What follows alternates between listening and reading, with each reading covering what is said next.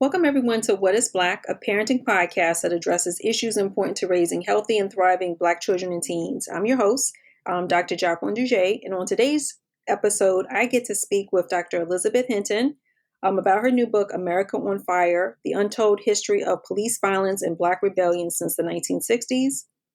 Dr. Elizabeth Hinton is an author and an associate professor of history and African American studies at Yale University and a professor of law at Yale Law School. So welcome to the show today, Dr. Hinton. Thank you so much, Dr. Dougé. Oh, it's a pleasure. So you can call me Jackie. I just want to make sure I give you your due credit. So, I can continue to call you Dr. Hinton, or I can go with Elizabeth, whatever you prefer. Whatever you prefer. I'm good with either one. Okay, so Jackie's good for me. So again, thank you. It's a pleasure for you to join me on this show. Thank you, Jackie. It's a pleasure to be here. And so, before we started the interview, I was praising you about this book because for me, like I said, it connected all the dots, right? For this season, I'm really talking about how do we move forward, right? There's no new normal. There's no going back to normal after all the events of last year, right? And I don't know if we want to go back to normal, right? So this idea of, looking at different systems and how they serve Black families and Black children, of course, the judicial system, criminal justice system, right, has a long legacy of how it interferes, right, or interacts with Black communities. So I wanted to jump off by saying that, I loved your book because I was trying to figure out like how to do this, right? How to have this conversation about not just about police violence, right, but really looking at historically, and then even the moment in time that you choose, right, the 60s and 70s. So before I go on any further, if you can just tell us a little bit about America on Fire, please. So there's so much that we can say about the kind of criminalization of Black youth and the impact of the rise of mass incarceration and the modernization of policing in the late 20th century on Black youth and Black families in particular. But America on Fire is a history of Black rebellion, Black political protest from the 1960s to the present.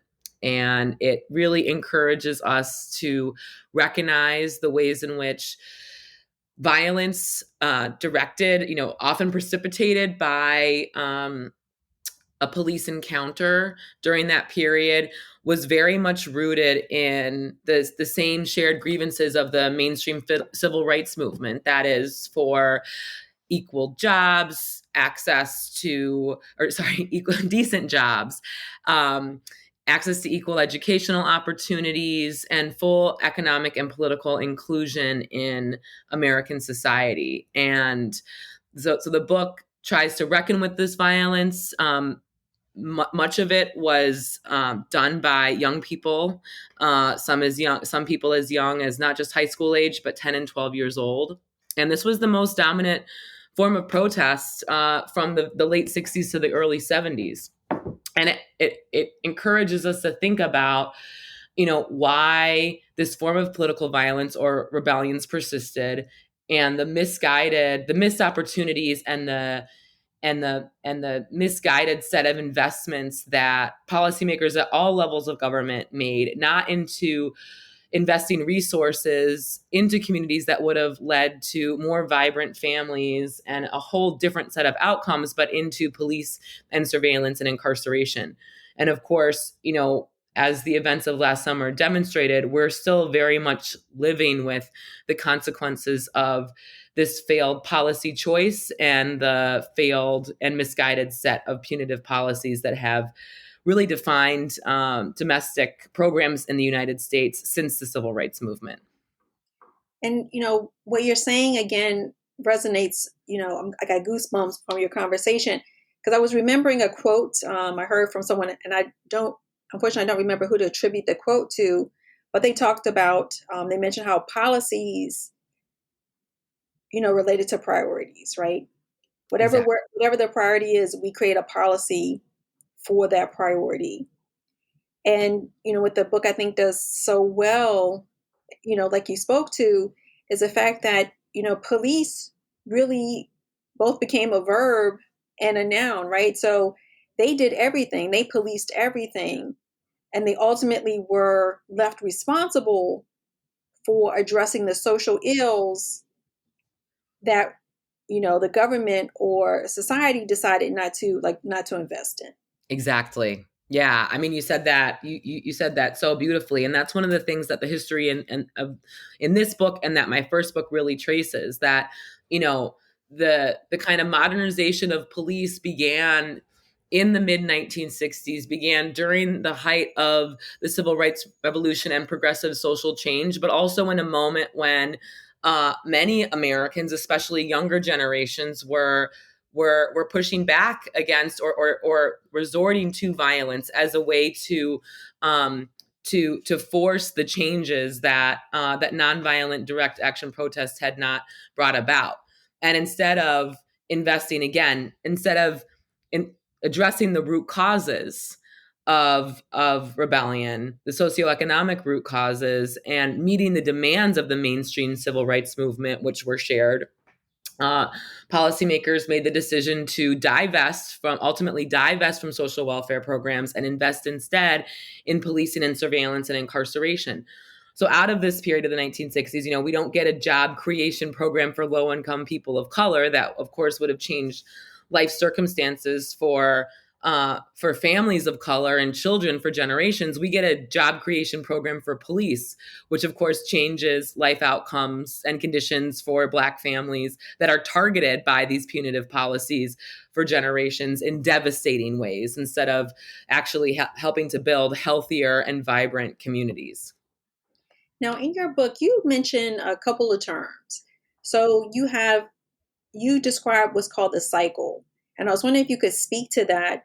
And I think it speaks to your opening about what the book is about. But again, if you could just talk a little bit, because I love that simple word, right? That just kind of just just again connected those dots for me. So I was wondering if you could talk about what the Yeah. cycle. So one of the things that we've been stuck in, that really kind of emerged in this period, is this cycle of police violence and community violence that we've been unable to get out of. And that is, when, in response to the changes of the 1960s and the threat of rebellion, of course, beginning with Harlem in 1964, after a 15-year-old Black high school student was fatally shot by a New York police officer, and Harlem erupted for several days. These rebellions happened through every summer of Johnson's presidency, and they begin to increase in scale and intensity, and eventually culminate in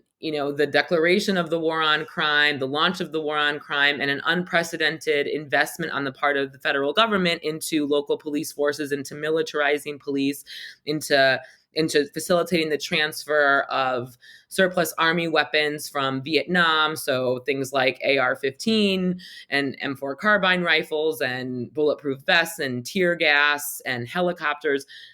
Many of the weapons that are ubiquitous in police departments today, while at the same time expanding policing greatly.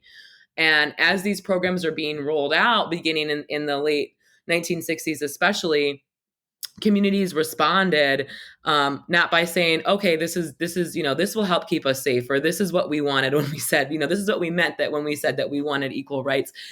Many of the communities, and especially the Black youth who were targeted by these programs, because during this period in the Johnson administration, who developed these policies, believed that Black men in particular between the ages of 15 and 24 were responsible for the majority of the nation's so-called rioting and crime, and then targeted Black youth accordingly. And the kids responded when a police officer would come and arrest them for playing in the park, or come and break up a family gathering, by throwing rocks and bottles at the police. And very often when this kind of initial act of collective violence emerged, there was a group of youth who began taunting a police officer who was trying to arrest one of them, or maybe trying to brutalize one of them. The police officer would call for backup. More police would come. They might, throw tear gas grenades, and then maybe the parents would come out. More members of the community would come out into the streets, and then all of a sudden, you have hundreds of people on the streets. Sometimes the police would then come back with even more force and begin arresting people, and people would then go and burn buildings or loot stores. And so this is this, and the cycle would play out for several days.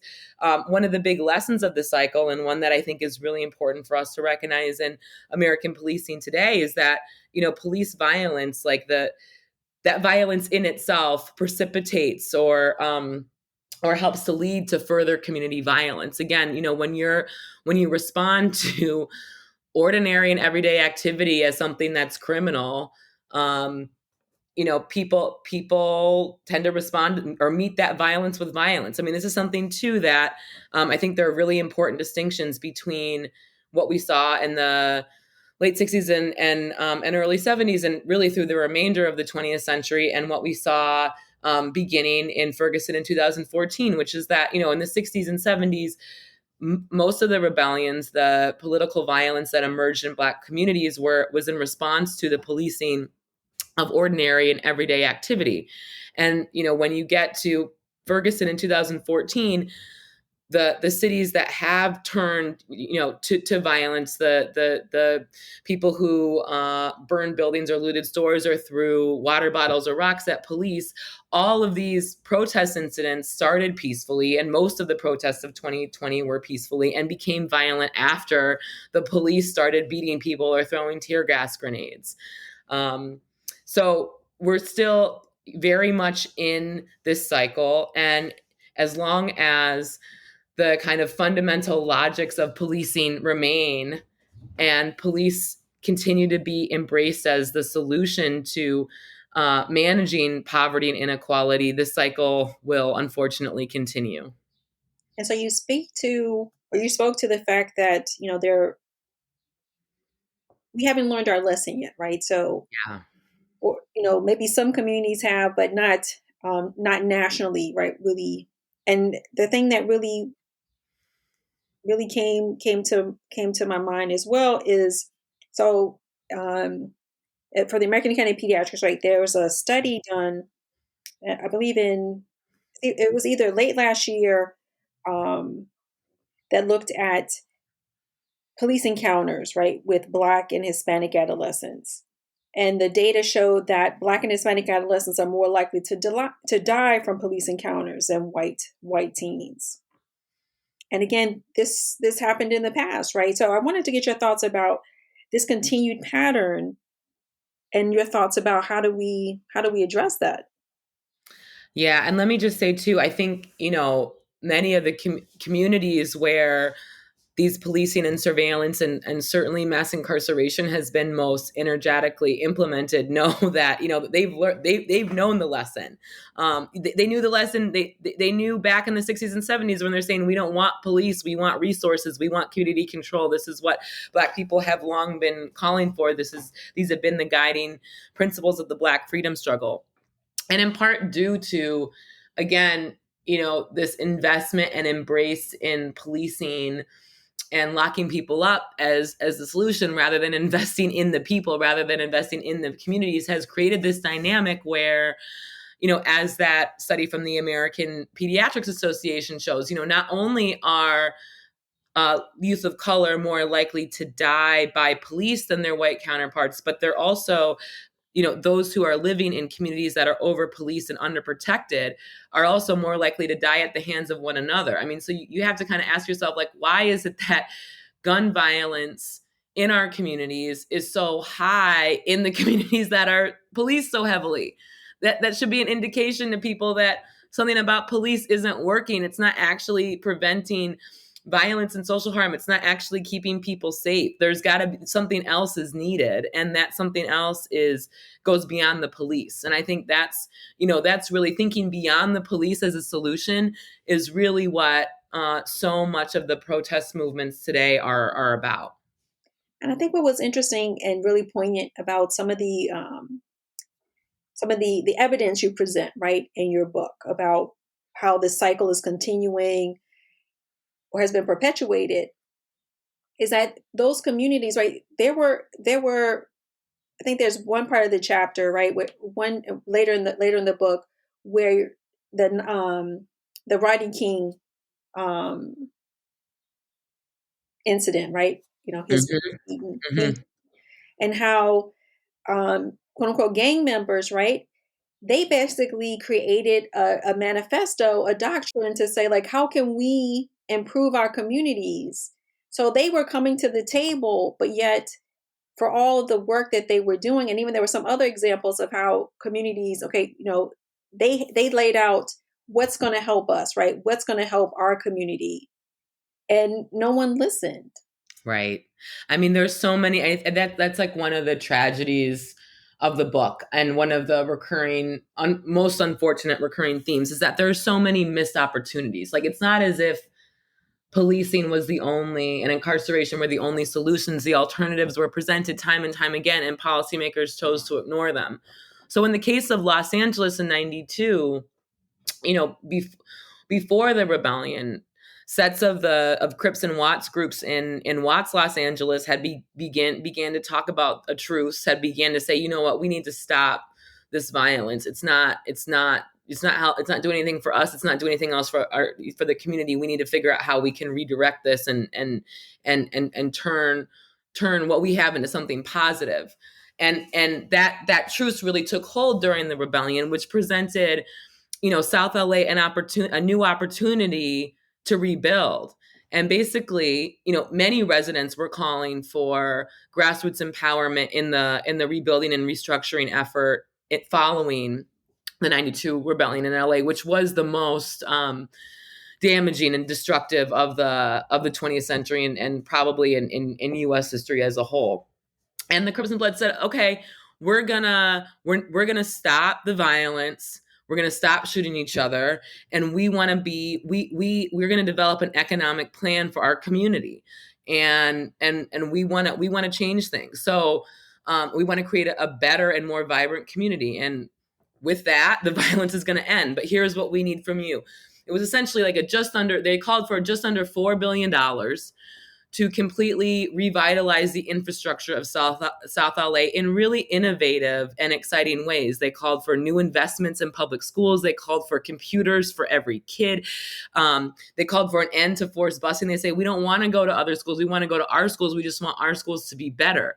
The Crips and Bloods proposal called for residency requirements in policing, so that, you know, essentially tenant patrols, so that residents themselves would be responsible for public safety. They called for universal health care for Black residents in South Central. And perhaps, you know, most importantly, at the center of it, they called for jobs. They said, okay, you know, like, we'll stop banging if you give us economic opportunities and jobs that we want to do. No problem. Like, this is the prescription to ending the violence. And none of what they said, I mean, they you know, was about the police. And for me, that story was just so important to highlight because, you know, unlike the Kerner Commission in 1968, which was a task force of the Johnson administration, which similarly recommended, you know, as a response to rebellion, you know, a massive infusion of resources into low-income communities of color to the federal government, another policy that was ignored. So unlike the commissions, and there were many other commissions at the state and local level who also recognized the socioeconomic root causes of the political violence, and the most effective remedies to address them outside of the police. But one of the things that I think was so important about the LA chapter is that it was one of many examples of a concrete plan, because of course residents are always, you know, residents are calling for these kinds of investments and jobs, you know, as they're throwing rocks and burning stores. This is what residents are always saying. But the Crips and Bloods proposal is a concrete, beautiful proposal that was completely ignored by authorities in Los Angeles. And you just have to wonder, with all of these things, had we made that investment, had our elected officials made that investment back in 68, had in Los Angeles, municipal officials invested in and believed in the very promising program that the Crips and Bloods put forward, what would this country look like today? What would Los Angeles look like today? Oh, I want someone to write that story, right? And just kind of envision what it Right. would look like, right? So then maybe that might become a blueprint. And I'm hoping now, right? We'll see if now might be the point in history where we can make some changes, right? And that's the thing. I mean, I think there's been some progress, right? But when you keep seeing the same pattern happening over and over again, right? It does make you wonder, right? It's like either there really is not, there's just this lip service paid to the change, or are individuals so overwhelmed they're like, well, I don't know. I don't know. Yeah, that's the question, though. I mean, because it does feel like we're really at a crossroads and we have to do something soon and fast. And it does seem like now is the time. And that's part of the reason why, especially writing the book against the backdrop of COVID and the protests and the presidential election, I just felt like this history was a way that I could contribute to the movement, to the struggle, to the cause. And it just felt so urgent to me. And let me also say, since I have the pleasure of talking to you about parenting issues as a mother. I mean, my daughter is almost 2, and I'm expecting a son in July. And for me, I that's why I do this work, right? Like, I want to build a better world for my children and my grandchildren and my great great great grandchildren and everybody's babies, not just my babies. But I look at them and they're what inspire me. I look at my daughter like, this is why I'm doing this. This is why this history is so important. And, times when I wanted to give up, you look to the younger generations, even my students, and say, I, I might not see everything that I'm building towards in my lifetime, but I do this because I want to make a better world for you and for all of us. And I thank you for doing that work, because I think over the last couple years, like with the from the 1619 project, Mm-hmm. even to your work and other writers, I think history, right, is becoming the catalyst for change, right? Because there's and even that, I really believe so. Because even when you think about, like we were talking a little bit about some of the adaptations, regarding Lovecraft Country, Mm-hmm. the Tulsa Massacre. You can call it a massacre. massacre. That's Yeah, what I because it's call like, it. well, they're not riots, right? They're massacre. It was a Yeah. massacre. It was also a massacre, right? There's so many people who are like waking up. It's like, okay, that occurred, and I didn't know about it, right? Because it's not in the history book. Right. Right. And what's nice about it is that history, especially told from different perspectives, provides a broader picture, right? And a clearer picture, right? I almost liken it to pixels, right? So the more we can find out about what's been going on and the foundation of our society, it becomes clearer, right? The lens that we use, and I think it should be history, to determine and define where we've been, so we can really know how to move forward. Well, listeners, my smile is really wide, because I love it when people say that history is the tool for us. Because I believe, I believe it is one of the most important tools, if not the most important tool. Because if you don't, and that's why I decided to become a historian, and why, one of my most important mentors, Manning Marable, I mean, he said history is a weapon in which we fight, meaning in which we fight to advance the Black freedom struggle. And that's why I became a historian, because we're not going to be able to figure out our present and where to go in the future unless we really understand our past. And that's the thing about what part of our unique experience in this country is, that so much of our history has been denied. And now today, even with the 1619 project and all of the backlash against that, we see that like people are scared of the truth. Like even truly confronting our history, the devastating, tragic destruction of the community in Tulsa, and the ways in which we have consistently resisted through rebellion, the history that I'm trying to bring to the table. All of this, people don't want it to be told, and they say it's they want this story of American progress as if everything is all good, and as if these problems are all the result of individual and personal responsibility rather than historical inequalities and socioeconomic exclusion. And so it's just, for me, we're not going to be able to move forward unless we really, and it's not, I mean, of course, black, not just black people, this whole country recognizes just how deep oppression, racial inequality runs, and you can't do that without historical context. And I in some ways, right, you hear people say, or maybe the fear, right, is that because of history, it paints one group of people as the bad people, right? Whereas I really like to rethink of it as, you know what, there's a reason why this is occurring, right? There's a reason. It's not necessarily pointing fingers. I think true historians, right, and I think what I love again about your book is that it's not pointing a finger at the police. It's not pointing a finger at Black people. What it's saying is that this system, this country has chosen to, the priorities that they've chosen, the policies that have been created, the laws and investments in certain things creates a divestment and an erosion of a true opportunity to create cohesion, collaboration, cooperation, and innovation, right? So if anything, I think, no one's pointing fingers. It's really about, if you can really have a mirror held up to you, right, into our society, it's not pointing a finger at you, but what it's saying is that we need to look deeper. Maybe mirror is the wrong analogy, but I think it's an opportunity for us, not necessarily to point fingers, but opportunities to try to figure out, again, what role can we each play to improve it, right? Now that we know what's the cause, right?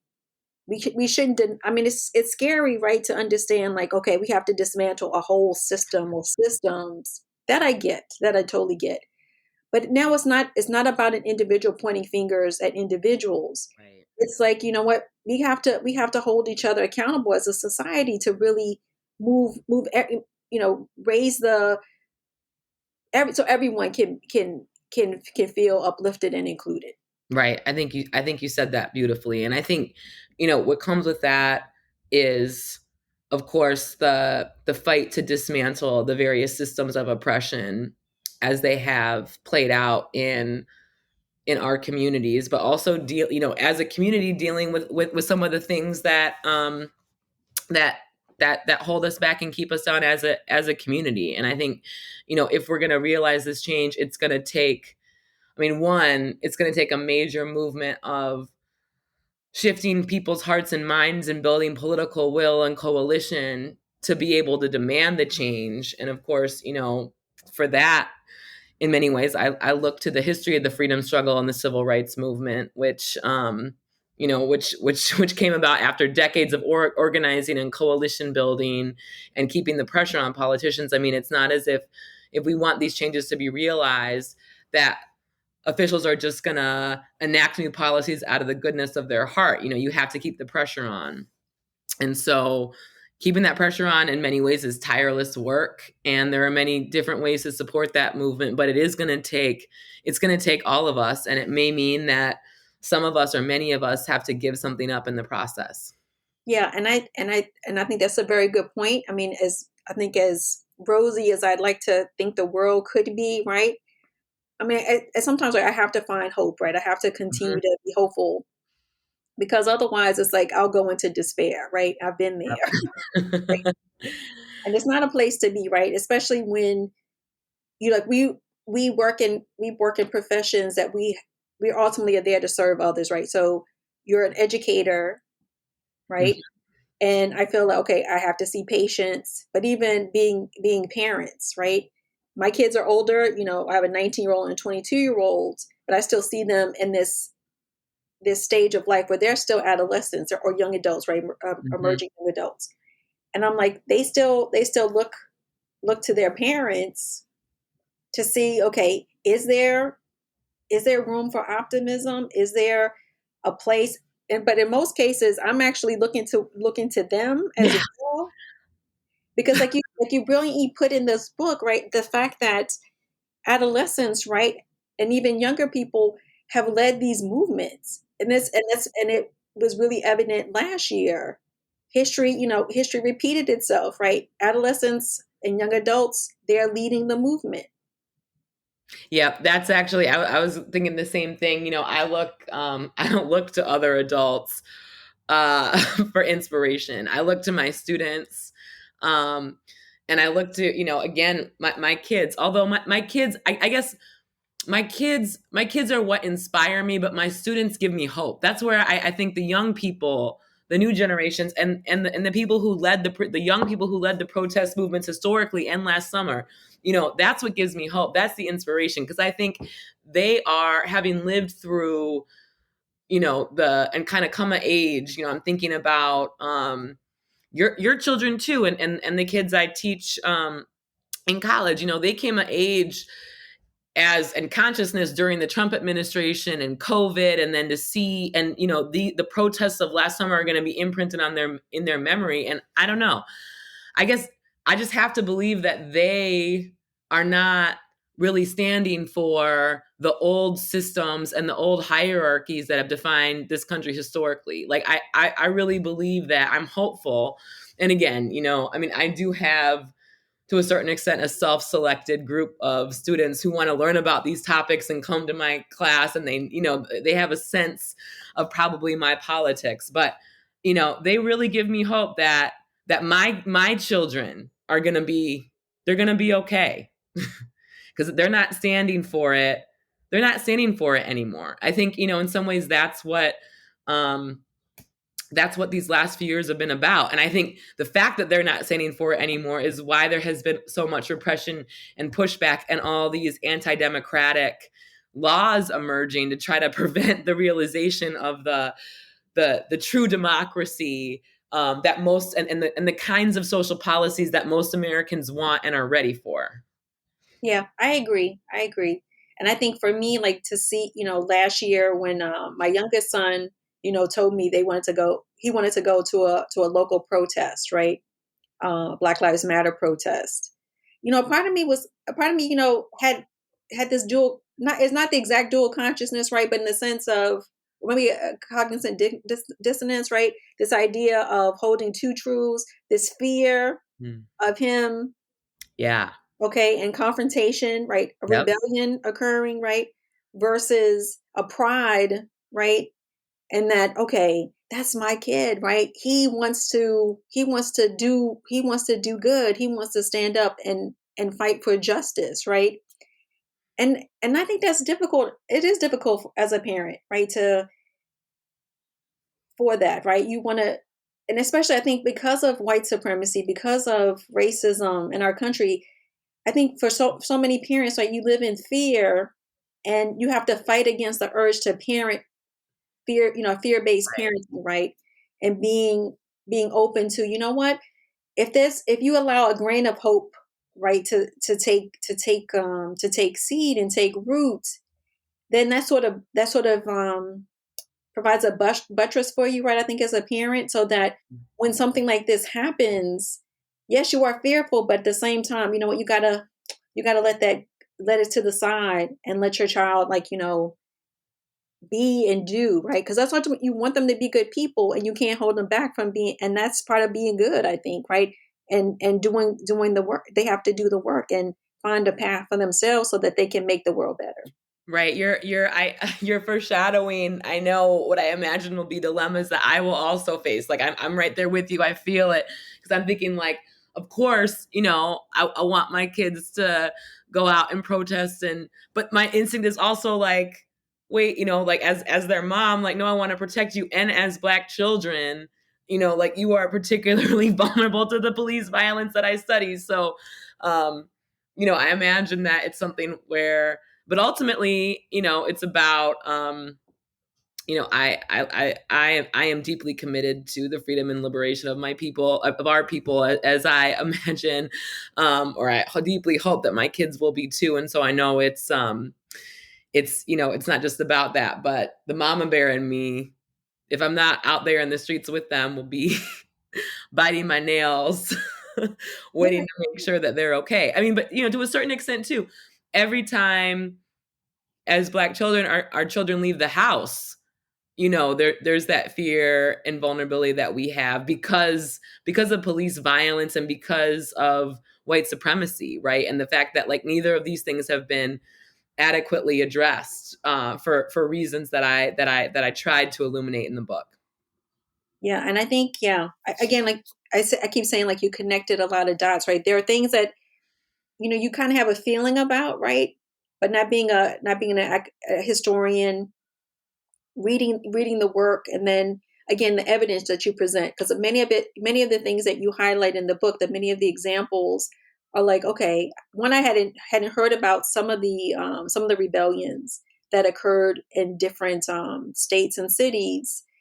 But was also interesting, so that was important for me to know. But the other piece is that there's a long-standing history, right, in many of these areas like Ferguson, other areas like Minnesota, Baltimore, Philadelphia, right, Pennsylvania, Pittsburgh, DC.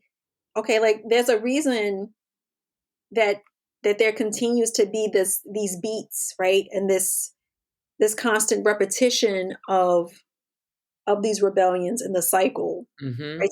So that was just interesting. Again, it really solidified. Yeah, it makes sense. It totally makes sense.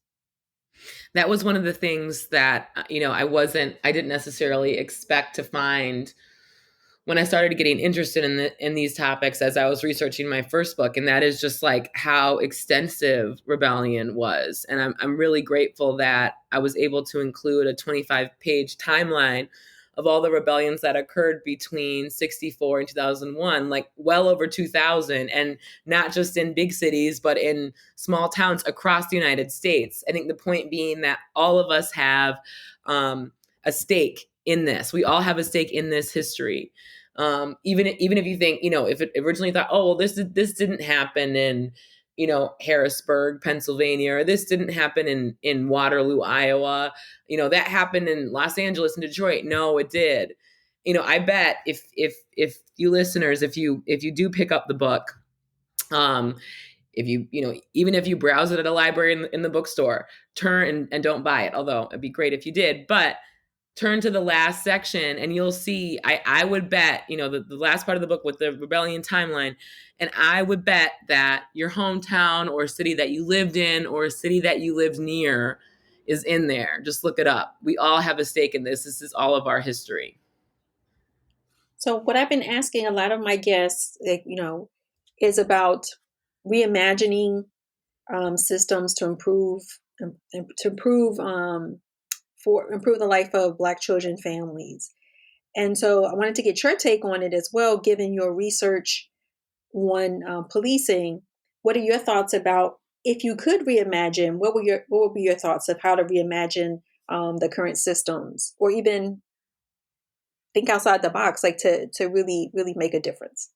Well, one of the things, one of the first steps is we have to end mass incarceration, which has had just such a devastating impact on families of color in particular. I mean, I don't have the exact statistics off the top of my head, but I mean, disproportionate and alarming numbers of Black children in particular have either a parent in prison or a parent that's been to prison at some point during their childhood. I mean, like slavery, right? Mass incarceration has literally ripped families apart, and ending it will will improve public safety. I mean, for a long time, policymakers said, well, incarceration is a crime deterrent, and this is, locking people up is the best way to solve crime. And we now know the best data and research shows that there's no link between incarceration and crime rate. So it's not this great crime deterrent.